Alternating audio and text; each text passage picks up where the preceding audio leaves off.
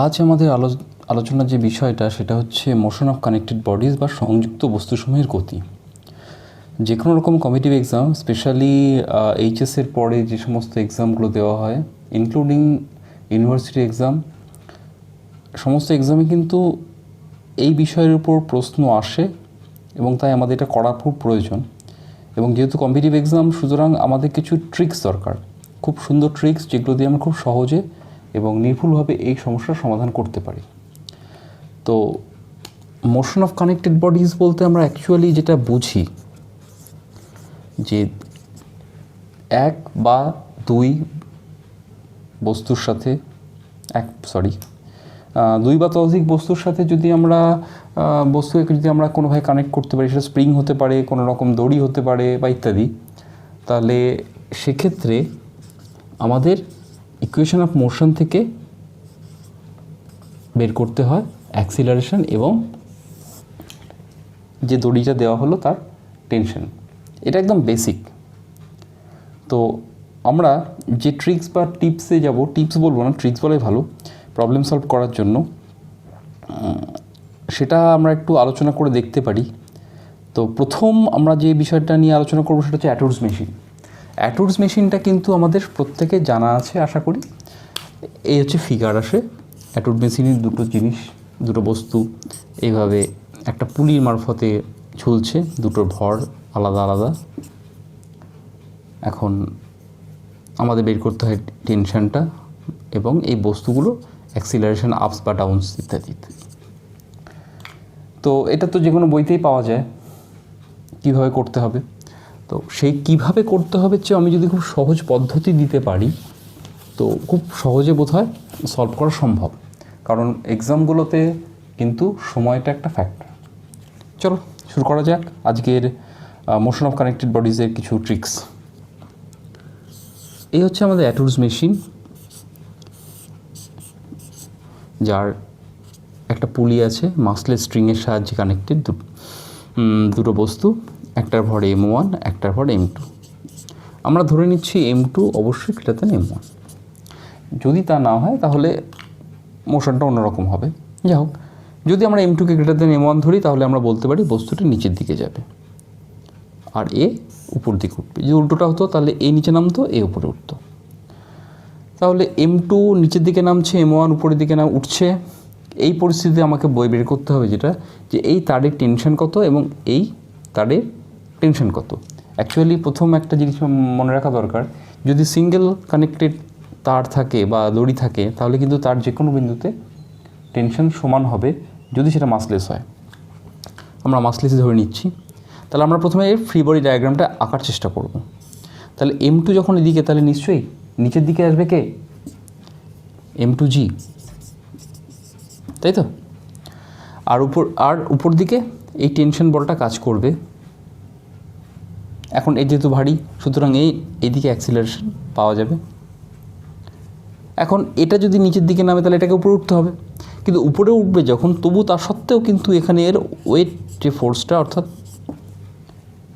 ওজন বল, সেটা কিন্তু নিচের দিকে কাজ করবে, তাই তো? আর এর উল্টো দিকে টেনশন, অ্যাক্সিলারেশন এদিকে হয়ে গেল উপর দিকে। বোঝা যাচ্ছে? এই হচ্ছে আমাদের ফ্রি বডি ডায়াগ্রামটা। এই ফ্রি বডি ডায়াগ্রাম থেকে আমরা প্রথমে যেটা করি সেটা হচ্ছে ইকুয়েশন অফ মোশন ফর্ম করি। তাহলে ইকুয়েশন অফ মোশন কীভাবে ফর্ম করব? এটা খুব সহজ বিষয়। M2G নিচের দিকে নামছে, T উপর দিকে উঠছে এবং তাদের ফলে তৈরি হচ্ছে অ্যাক্সিলারেশন। তাহলে ফোর্স ল থেকে যেটা পাচ্ছি এটা হচ্ছে M2A, এটা ফলাফল। এই ফলাফল এর কারণটা কি? কারণটা অবশ্যই M2G মাইনাস T, এবং এটার জন্য এক্ষেত্রে কিন্তু M1A উপর দিকে উঠছে, তার মানে M1A ফলাফল। কারণটা হচ্ছে টেনশন, কারণ টেনশনটা উপর দিকে কাজ করছে বলে বস্তুর উপর দিকে উঠছে, তাই আমি এটাকে কারণ ধরছি। তাহলে T মাইনাস M1G। এখন এই ইকুয়েশনে যদি সলভ করা হয় তাহলে আমরা খুব সহজে এটা সলভ করতে পারি। দুটো ইকুয়েশন পেয়ে গেছি, T বের করতে পারবো, A বের করতে পারবো। তাহলে এর ভ্যালুটা সলভ করে কত আসে, আমরা অ্যাক্সিলারেশনটা লিখে দিচ্ছি, যে কোনো বইতে পাওয়া যাবে। m2 minus m1 into g by total ভর, এটা হয় অ্যাক্সিলারেশন। এবং অবশ্যই এই দুটো ইকুয়েশন সলভ করার পরে সেটা বের করতে হয়। টেনশনটা কত হয়? 2m1 m2 by m1 plus m2 total ভর। এখন পরীক্ষার হলে নিশ্চয়ই এত সহজ কিছু দেবে না, দিলেও আমাদের তো এত মুখস্থ রাখা সম্ভব না। এখানে একটা বডি আছে, তার সঙ্গে আরও একটা বডি জুড়ে দিতে পারে, তাই না? তো সেক্ষেত্রে সলভ করার একটা সহজ পদ্ধতি যদি আমাকে বলা হয়, তাহলে আমি একটা সহজ পদ্ধতি ব্যবহার করতে পারি, কারণ সহজ পদ্ধতি আমার প্রয়োজন। এই পদ্ধতিতে শুধুমাত্র ফ্রি বডি ডায়াগ্রামকে দেখে উত্তরটা লিখে দেওয়া সম্ভব। তার আগে কয়েকটা টার্ম জেনে নিলে ভালো হয়, কারণ আমরা যে ফর্মুলাটা ইউজ করতে চলেছি সেই ফর্মুলাতে কিন্তু এই টার্মগুলোকে ব্যবহার করা হবে। প্রথম, ফরওয়ার্ড ফোর্স। ফরওয়ার্ড ফোর্স কোনটা? যেটা বস্তুর গতির কারণ। বস্তুর গতির কারণ কে? এখানে m2g, তাই না? তাহলে এটা ফরওয়ার্ড ফোর্স। ব্যাকওয়ার্ড ফোর্স কোনটা? যেটা বাধা দিচ্ছে। বাধা দিচ্ছে কে? m1g বাধা দিচ্ছে। m1g চাইছেও নিচে নামুক, কিন্তু m2g চাইছে মোশন আসুক একটা। m1g চাইছে না মোশন আটকে দেওয়া হোক, তাহলে এটাকে আমরা বলবো ব্যাকওয়ার্ড ফোর্স। তাহলে ফরওয়ার্ড ফোর্স পেলাম, ব্যাকওয়ার্ড ফোর্স পেলাম। আশা করি এটুকু ক্লিয়ার হয়েছে। ফরওয়ার্ড ফোর্স হচ্ছে বস্তুর গতির জন্য দায়ী, আর ব্যাকওয়ার্ড ফোর্স বস্তুর গতিকে বাধা দেবে। তাহলে ফরওয়ার্ড ফোর্স এবং ব্যাকওয়ার্ড ফোর্সের সাথে আমাদের আরও দুটো জিনিস, সেটা হচ্ছে ফরওয়ার্ড মাস। ফরওয়ার্ড ফোর্সের সঙ্গে কানেক্টেড যে মাস, সে হচ্ছে ফরওয়ার্ড মাস। তাহলে এখানে ফরওয়ার্ড ফোর্স যদি m2g হয়, তাহলে ফরওয়ার্ড মাস হচ্ছে m2। ক্লিয়ার? ফরওয়ার্ড মাস আর ব্যাকওয়ার্ড মাস একইভাবে। এই চারটে জিনিসকে আমাকে আইডেন্টিফাই করতে হবে। এই চারটে জিনিস যদি আমি আইডেন্টিফাই করতে এসে ছবি দেখেই করা যাবে, তাহলে আমাদের কিন্তু খুব সহজে টেনশনটা এবং অ্যাক্সিলারেশন বের করে নেওয়া সম্ভব। ফর্মুলাটা কি? অ্যাক্সিলারেশন সমান সমান forward force minus backward force. Forward force minus backward force by total mass. Clear? এখানে বসিয়ে দিলে কি পাবো? ফরওয়ার্ড ফোর্স কত? m2g minus m1g by m1 plus m2। এটাই তো অ্যান্সার আসে। তাহলে forward force minus backward force by total mass হচ্ছে সিস্টেমের অ্যাক্সিলারেশন। আর টেনশনটার ফর্মুলাটা একটু ট্রিকি, জাস্ট প্র্যাকটিস করলেই সমস্যা মিটে যাবে। ফরওয়ার্ড ফোর্স গুণ backward mass plus backward force into forward mass. Backward force into forward mass by total মাস।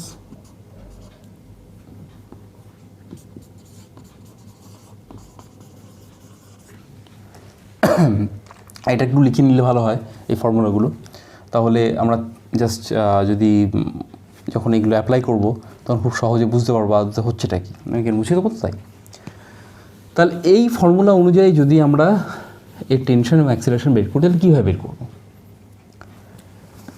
অ্যাক্সিলারেশনটা দেখিয়ে দিয়েছিলাম, এবার টেনশনটা। Forward force into backward mass. Forward force কত? m2g, backward mass m1 plus backward force m1g, forward mass m2 ভাগ total ভর, অর্থাৎ total ভর বলতে m1 প্লাস m2। আমরা দেখতে পাচ্ছি এই দুটো অ্যাকচুয়ালি একই জিনিস। তাহলে এটাকে লিখব 2m1 m2 by m1 plus m2 into জি। তাহলে আমাকে যদি এই ছবিটা দিয়ে দেওয়া হয়, আমি শুধুমাত্র ওই যে ফর্মুলাটা আছে ওটাকে মনে রেখেই আমরা এটাকে টেনশনটা বের করতে পারবো, জাস্ট ছবি দেখে। এটা তো একটা গেল, বাদ বাকিগুলো সবগুলো কি একইভাবে হবে? নিশ্চয়ই হবে, না হলে আর ট্রিক্স কেন? নেক্সট একটা প্রবলেমে যাই। এই প্রবলেমটা প্রচুর আসে এবং এই প্রবলেমটা খুব কমন প্রবলেম। আমি যে প্রবলেমগুলো করছি এগুলো অ্যাকচুয়ালি বেসিক প্রবলেম, যে প্রবলেমগুলোর সাথে জুড়ে দেওয়া হয় অন্যান্য ভর বা ইত্যাদি, কিন্তু মেথডটা একই।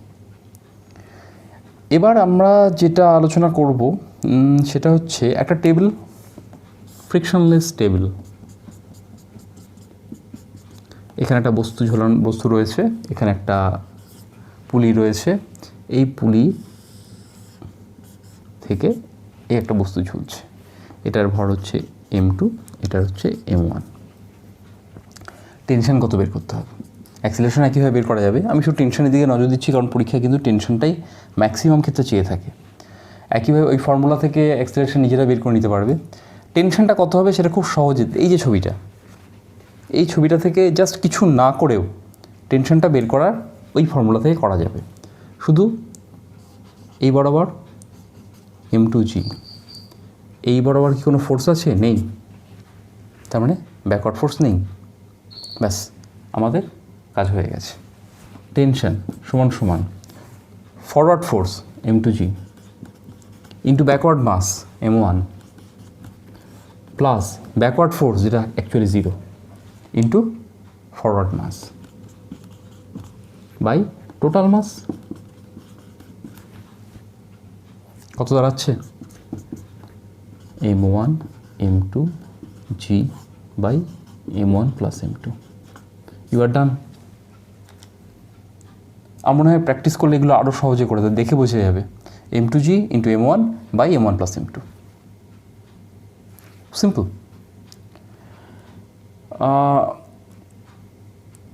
এই পদ্ধতিগুলো খুব সহজ, পরীক্ষার ক্ষেত্রে খুব কাজের। এবং আর একটা প্রবলেমের কথা অবশ্য না বললেই নয়, এবং সেটা হচ্ছে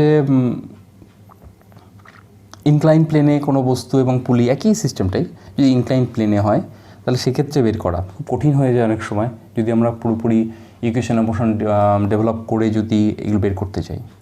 চল দেখা যাক এই পদ্ধতি করা যায় কি না। শেষ তাহলে করতে হলে কী করতে হবে? ইনক্লাইন প্লেন, অ্যাঙ্গেল থিটা, বস্তু রয়েছে এখানে m1। আমরা কিন্তু প্রতি ক্ষেত্রে না বস্তুর m2টাকে ভারী ধরে নিচ্ছি, বারবার বলছি না। তাহলে এই ক্ষেত্রে আমাদের বের করতে হলে কি করতে হবে? ফরওয়ার্ড ফোর্স আর ব্যাকওয়ার্ড ফোর্স দুটোকে বের করতে হবে আলাদা করে, ছবি থেকে বের করা যাবে। এই বরাবর m1g sine theta,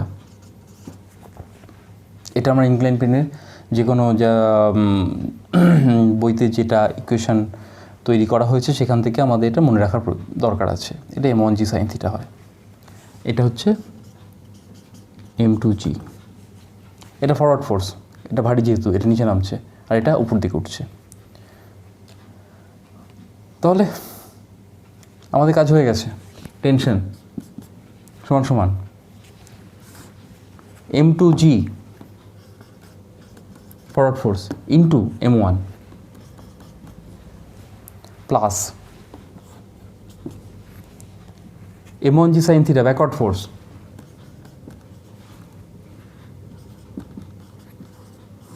into forward mass m2 by total মাস।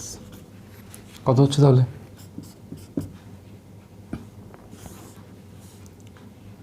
এখান থেকে আমরা কমন নেব হচ্ছে m1 m2 ইন্টু জি। দেখো m1 m2 আর জি দু ক্ষেত্রেই রয়েছে, তাহলে এখানে কমন যদি নিয়ে নিই তাহলে কত হচ্ছে? এখানে 1 plus sine theta into m1 m2 into g by total mass m1 plus m2, এটাই উত্তর আসে। খুব সিম্পল। তো আমার মনে হয় যে এই প্রবলেমগুলোকে এই পদ্ধতিটা ব্যবহার করা যেতে পারে। আমি ফর্মুলাটা লাস্টে একবার লিখে দিচ্ছি। এই 3টে প্রবলেম করে দিলাম জাস্ট, আমি আরও 5টা প্রবলেম তোমাদের দিয়ে দিচ্ছি। 5টা প্রবলেম নিজেরা একটু ট্রাই করে দেখো যে এই পদ্ধতিতে হয় কি না, না হলে জানাও, কমেন্ট করতে পারো। তো ফর্মুলাটা আমি একটু আবার লিখে দিচ্ছি। অ্যাক্সিলারেশন সমান সমান forward force minus backward force by total mass. Tension টি সমান সমান forward force into backward mass plus backward force into forward mass by total mass. Just ছবি দেখে আইডেন্টিফাই করো এবং মানগুলো বসাও, সিম্পলি বেরিয়ে গেছে। আর কিছু করতে হবে না, শুধু আইডেন্টিফাই করতে হবে ঠিক করে। তো ঠিক আছে, আজকে এই পর্যন্ত থাক। আমি এই ভিডিওর সাথে আমি আরও কিছু প্রবলেম ভিডিওতেই দিয়ে দিচ্ছি, 5টা প্রবলেম দিয়ে দেবো, ট্রাই করে দেখো, আমার মনে হয় হয়ে যাবে।